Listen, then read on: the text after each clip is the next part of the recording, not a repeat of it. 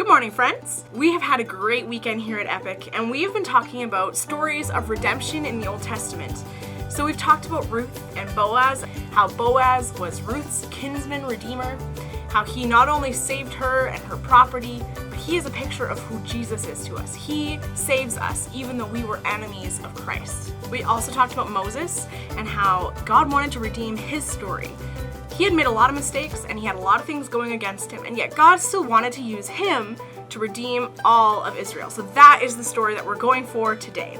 I don't know if you can understand the Gen Z lingo video, but if not, that's okay. This video is for you. We're gonna get through the 10 plagues of Egypt. God sent Moses to Pharaoh. He warned him that Pharaoh's heart would be hardened and that God would have to send him 10 plagues until he would finally relent and allow Israel to leave Egypt. God sent various plagues: frogs, gnats, hailstorms. He turned water into blood. He did a bunch of stuff. And every single time, Pharaoh would beg Moses, please ask God to take this plague away. And when Moses would pray and God would relent, Pharaoh would harden his heart, and again, he would continue to force Israel into slavery, even harder slavery than before. There are several really interesting things about these plagues. The first few plagues affected both Egyptians and the Israelites. This may seem weird to us. Why would God send plagues on his own people?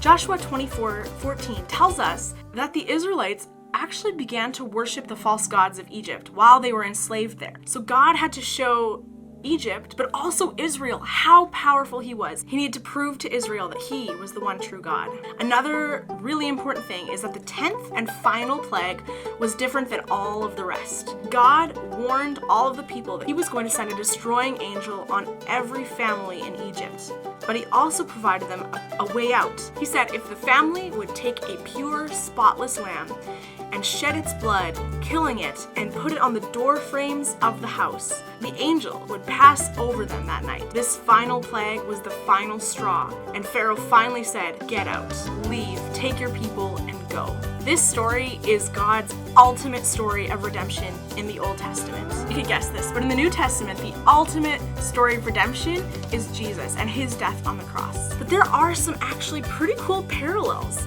Jesus told us in John 8:34, everyone who sins is a slave to sin. So just like the Israelites, we were slaves to sin, and Jesus came and rescued us. He redeemed us. He saved us. Jesus was our spotless lamb. He was perfect. He never sinned, and he took our sins upon him and died in our place. His death on the cross, his shedding of his blood was what saved us. And just like the Israelites, when they obeyed God and they did this Passover meal, they ate the lamb, they shed its blood, they put it on the door frames, they didn't have to fear death. We don't have to fear death now because of what Jesus has done for us. So just like Ruth, just like Boaz, just like Moses and the people of Israel, we have been redeemed. So let's go live like it today.